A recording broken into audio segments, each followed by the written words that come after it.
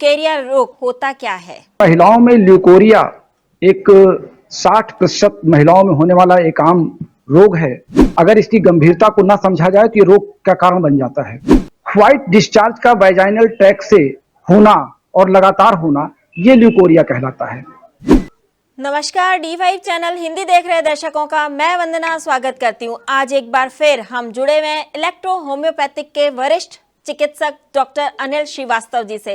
Doctor Srivastava, आपका बहुत बहुत स्वागत है हमारे इस प्रोग्राम में। मैं आप सबका स्वागत करता हूं और आपका आभार व्यक्त करता हूं। डॉक्टर श्रीवास्तव, आज हम बात करेंगे महिलाओं में होने वाले ल्यूकेरिया रोग की। तो सबसे पहले ये बताइए कि ये रोग होता क्या है? वंदना जी, महिलाओं में ल्यूकोरिया एक 60% महिलाओं में होने वाला एक आम रोग है।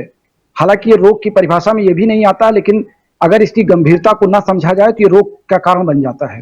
ल्यूक मीन होता है व्हाइट और रिया मीन होता है डिस्चार्ज। व्हाइट डिस्चार्ज का वैजाइनल ट्रैक से होना और लगातार होना ये ल्यूकोरिया कहलाता है। ये किस उम्र में होता है? इसका कोई उम्र निश्चित नहीं है, लेकिन ये मान के चलिए कि जब मेंस्ट्रुअल साइकिल लड़कियों को आरंभ हो जाती है 13 साल से आगे, 13 साल से लेकर के 55 वर्ष तक, तो मेंस्ट्रुअल साइकिल के आरंभ होने के पहले या आरंभ होने के बाद एक वैजाइनल डिस्चार्ज होता है, जो म्यूकस मेम्ब्रेन का एक सेक्रेशन होता है जो वैजाइनल चैम्बर से बाहर निकलता है। और ये एक आम प्रिपरेशन है जो प्रकृति के द्वारा बनाया गया है। मेंस्ट्रुअल साइकिल के पहले वैजाइनल चैम्बर को प्रकृति फ्रेश करती है और मेंस्ट्रुअल साइकिल के बाद वैजाइनल चैम्बर में एक तरीके से स्पर्म को अंदर जाने का एक लिक्विड परफॉर्मेंस प्रकृति के द्वारा तैयार किया जाता है वैजाइनल पूरे ट्रैक में। लेकिन जहां पर ये हल्के पीले रंग का, गाढ़े रंग का द्रव बन जाए और इसमें बदबू आने लगे, तो फिर ये ल्यूकोरिया का रोग गंभीर हो जाता है। आमतौर से ल्यूकोरिया अगर वैसे भी डिस्चार्ज हो रहा है और उसमें बदबू नहीं आ रही है, एक आम सामान्य रूप से उसमें कोई लिक्विड फॉर्मेशन हो रहा है, तो ये ल्यूकोरिया खराब नहीं माना जाता, ये सामान्य है, इसको बहुत गंभीरता से नहीं लेना चाहिए। लेकिन उन महिलाओं को जिनमें ये डिस्चार्ज गाढ़ा होता है या पीले कलर का होता है या हरे कलर का हो जाता है और उसमें बदबू आने लगती है, कपड़ों पर वो जमने लगता है, बैठने पर महिलाओं के कपड़ों में स्पॉट बन जाते हैं, तो फिर अपने नजदीकी किसी गायनेकोलॉजिस्ट से इसके बारे में सलाह उनको लेनी चाहिए। इसके क्या लक्षण होते हैं और ये क्यों होता है? इसकी क्या वजह हो सकती है होने की? देखिए, कुछ तो इसकी प्राकृतिक वजह है और कुछ हमारे द्वारा बनाई गई वजह है। प्राकृतिक वजह, पहली जो नेचुरल फिनोमिना इसका है वो ये है कि वैजाइनल ट्रैक से प्रकृति हमेशा म्यूकस मेम्ब्रेन का सेक्रेशन पूरे वैजाइनल ट्रैक को इन्फेक्शन से बचाने के लिए करती है, क्योंकि वो जो लिक्विड फॉर्म म्यूकस मेम्ब्रेन का होता है वो शरीर के बाहर निकलता रहता है, जिससे कि बाहरी बैक्टीरिया वहां पे अटैक नहीं कर पाते हैं। और जो सर्विक्स होता है, यूरेटस का जो माउथ होता है जिसको हम सर्विक्स कहते हैं, वो पार्ट सुरक्षित रहता है। लेकिन जब कभी महिलाओं में ये लगे कि इनको तीव्र खुजली हो रही है, कमर में दर्द हो रहा है, पेशाब बार बार आ रही है, या ईचिंग प्रॉब्लम ज्यादा है, या वहां पे चुनचुनाहट की लग रहा है इनको वैजाइनल ट्रैक में नीचे के पार्ट में, तो ऐसी दशा में फिर ये माना जा सकता है कि ये बीमारी अब गंभीर रूप से ले रही है।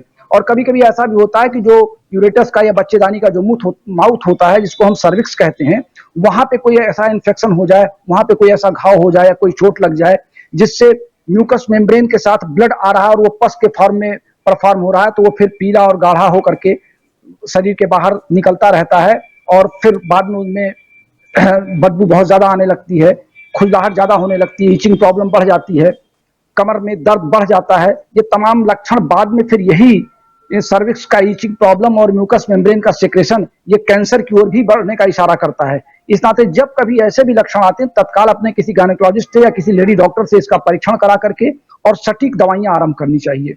इससे कैसे बचा जा सकता है या इससे बचने के लिए क्या करना चाहिए? ये हमारे लाइफ में वाइफ हस्बैंड दो पार्टनर होते हैं एक दूसरे के, और सेक्सुअल कॉपरेशन में अगर वैजाइनल ट्रैक में कोई भी इंफेक्शन है तो पहला तो प्रिकॉशन ये बरतना चाहिए महिलाओं को कि उनको कंडोम का इस्तेमाल इंटरकोर्स के समय करना चाहिए। अगर मेंस्ट्रुअल साइकिल जारी है तो पैड का जो इस्तेमाल वो करती हैं वो पैड साफ सुथरा होना चाहिए। अगर पैड मार्केट के अवेलेबल नहीं है, घर के कपड़े इस्तेमाल करती हैं, तो कपड़ा सूखा होना चाहिए, साफ सुथरा होना चाहिए, ड्राई होना चाहिए, और हर 6 घंटे बाद उनको पैड को चेंज कर देना चाहिए। ये तो प्रिकॉशन है।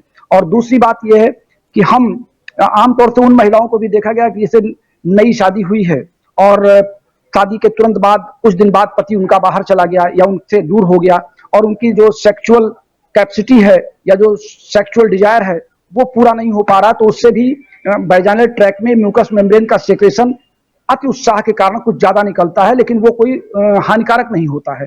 हानिकारक ये तो उसी दशा में होता है जब उनमें बदबू आने लगे या उसका काज पीला हो जाए और वो हरे कलर का हो जाए, कपड़ों पे जमने लगे। तो जो प्रिकॉशन मैंने आपको बताए हैं कि पैड बदलना, कंडोम का इस्तेमाल करना, साफ सफाई रखना। हाँ, साफ सफाई में ये जरूर करना है कि पानी का बहुत ज्यादा फुहार या पानी से बहुत ज्यादा धुलने पर यह भी होगा कि वहां के जो आसपास के वैजाइनल ट्रैक के कुछ बैक्टीरिया ऐसे होते हैं जो वैजाइनल ट्रैक को सुरक्षा प्रदान करते हैं। तो इतनी ज्यादा भी धुलाई नहीं कर देनी चाहिए कि वैजाइनल ट्रैक के जो सुरक्षा देने वाले बैक्टीरिया हैं वो वहां से बाहर चले जाएं। इस नाते हमें बहुत सीमित दायरे में अपने गायनेकोलॉजिस्ट के सलाह पर हमको जितनी साफ सफाई की आवश्यकता हो वो उनकी सलाह पर हमको करना चाहिए। इलेक्ट्रो होम्योपैथी में इसका कोई इलाज है? जी, जहां तक इलेक्ट्रो होम्योपैथी में इलाज की बात है, जैसा कि मैं अपने हर वीडियो में कहता हूं कि हमारे पास किसी रोग की दवा नहीं है, हम ऑर्गन वाइज मेडिसिन रखते हैं। तो जब ल्यूकोरिया का कोई पेशेंट हमारे इलेक्ट्रो होम्योपैथी चिकित्सक के पास आता है तो आमतौर से हम उसके एक्सक्रीटरी सिस्टम को टच करते हैं और वैजाइनल ट्रैक पूरा का पूरा यूरेटस से लेकर के और यूरेथ्रा तक ये एक्सक्रीटरी सिस्टम में आता है, जहां पे हम बॉडी के द्रव्यों को शरीर के बाहर निकालने का उपक्रम करते हैं। तो यहाँ पर हम इलेक्ट्रो होम्योपैथी के लिए हमारे यहाँ L3 और Yesten, Ver2 और Ven3 ये 4 दवाएं हैं जो हम एक फार्मूले में 30 ml में 20-20 ड्रॉप्स पेशेंट को 4 बार पीने के लिए देते हैं। और C1 तथा C7 अगर वहां पे इचिंग है या अंदर खुजलाहट हो रही है, जलन हो रही है, तो हम C1 और C7 ये हमारी यूरेटस की और सर्विक्स की मेन औषधियां हैं जिसको हम दे करके रोगी को संतुष्ट करते हैं और रोगी के इस रोग को दूर करते हैं। लगभग ये दवा हम 3 महीने तक चलाते हैं और 3 महीने बाद हमको ये इसके पूरे अच्छे लक्षण दिखाई पड़ते हैं। रोगी फिर लगभग अगर नियमों से चलेगा तो फिर उसको कम से कम 10 वर्ष तक तो ये देखा गया है कि फिर ये रोग लौट के नहीं आता है। अगर कोई उसके अपने द्वारा कोई गलतियां ना की जाए, इस तरह की कोई इन्फेक्शन उसको बाहर से मिल जाए या उसके हस्बैंड से कोई इन्फेक्शन मिल जाए या साफ सफाई में कोई दिक्कत रह जाए, तो अगर हम अपने आप को प्रिकॉशन लेंगे तो ल्यूकोरिया से दूर रह सकते हैं। लेकिन मैं महिलाओं से ये भी कहना चाहूंगा कि ल्यूकोरिया आमतौर से कोई बीमारी नहीं है। अगर ल्यूकोरिया टाइप 1 है जिसमें केवल हल्का जल का रिसाव हो रहा है, पानी लग रहा है, ये लगता है कि वैजाइनल ट्रैक से कुछ पानी निकल रहा है, तो उसको बीमारी में ना लिया जाए, उसको हल्के में लिया जाए। हाँ, अगर वो गाढ़ा निकल रहा है, उसमें कलर चेंज हो रहा है या बदबू आ रही है या कपड़ों में वो जमाव कर रहा है, तब तो आपको ये दिक्कत महसूस होगी और फिर आपको अपने निकटतम किसी अच्छे गायनेकोलॉजिस्ट से, महिला लेडी डॉक्टर से उसका परीक्षण करा के और उनके अनुसार आपको दवाइयां लेनी भी चाहिए। क्या ये अनुवांशिक रोग है? नहीं मैडम, अनुवांशिक रोग तो हम इसको नहीं मान सकते हैं। ये फिजिकल कॉज है और टर्मिनल कॉज है। फिजिकल कॉज का तात्पर्य है कि हमारे आसपास की जो परिस्थितियां होती हैं, अब हम ज्यादातर ये देखा गया है प्रयोग में कि गांव की महिलाओं को ल्यूकोरिया ज्यादा होता है क्योंकि उनके आसपास का जो उनका टॉयलेट है या बाहर जा करके यूरिन पास करने की, बैठ करके जमीन पर पास करने की जो प्रवृत्ति है, उससे इन्फेक्शन वैजाइनल ट्रैक में आने की संभावनाएं बढ़ जाती हैं। तो जहां पर भी साफ सफाई का अभाव होगा या गीले कपड़े हम पहने हुए हैं और हमने वहां पे मॉइस्चर दे रखा है, मॉइस्चर में बैक्टीरिया वायरस दोनों पनप सकते हैं, फंगस इन्फेक्शन से भी अंदर वायरस इन्फेक्शन बढ़ सकता है। तो वायरस हो या बैक्टीरिया हो, दोनों में हर्पीज के इन्फेक्शन बढ़ सकता है। तो केवल हमको अपने क्लाइमेट को चेंज करना पड़ेगा और सूखी हवा वहां पे सुखाने का प्रयास करना पड़ेगा कि हम गीले कपड़े का प्रयोग ना करें, हमेशा हवादार या हल्के कपड़े ऐसे पहने जिससे हवा भी मिलती रहे शरीर को। तो ये सब प्रिकॉशन अगर बरतते हैं तो ये आनुवंशिक नहीं हो सकता। आनुवंशिक तो ऐसे रोग में आनुवंशिकता देखी नहीं गई है अभी फिलहाल किसी केस हिस्ट्री में।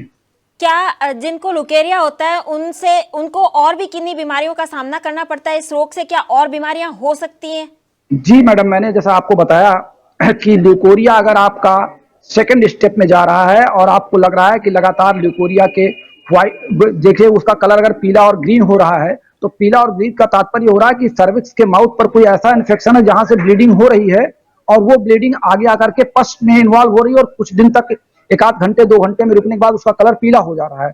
तो और उसमें अंदर जलन भी होगी और पेशेंट को कमर के पास भारीपन लगेगा, उत्ते झल्लाहट होगी, चिड़चिड़ापन होगा। अगर इस तरह के लक्षण आ रहे हैं तो फिर ये लगता है कि सर्विक्स में कैंसर होने के चांसेस बढ़ रहे हैं या सर्विक्स के पास जो गांठें हैं वहां पर कुछ एक्स्ट्रा ऑर्डिनरी टिश्यूज का ग्रोथ हो रहा है। तो निश्चित रूप से इसकी जांच करानी बहुत जरूरी है। इसको बहुत फिर हल्के में नहीं लेना चाहिए अगर इसका कलर चेंज हो रहा है तो। डॉक्टर जैन, आपने बहुत ही अच्छी जानकारी दी, आपका बहुत बहुत धन्यवाद। मैं आप सबका एक बार पुनः नमस्कार करता हूं और धन्यवाद देता हूं आपके चैनल का कि आपके माध्यम से बार बार मुझे देशवासियों से मिलने का मौका मिल रहा है। बहुत बहुत धन्यवाद। अगले एपिसोड में आपसे फिर मुलाकात होगी, तब तक के लिए नमस्कार। ज्योतिष कोई टोना टोटका नहीं है, एक विद्या। जोशी है कोई जादूगर नहीं है, आपका अच्छा सलाहकार। कैसे कर सकते हैं आप अपनी समस्याओं का हल इस विद्या को जानकर? ये कोई ब्रह्म नहीं, एक साइंस। आपके ग्रहों में छिपा है आप ही की समस्याओं का हल। तो देर किस बात की? आइए देखते हैं अपना प्रोग्राम ज्योतिष एक विद्या।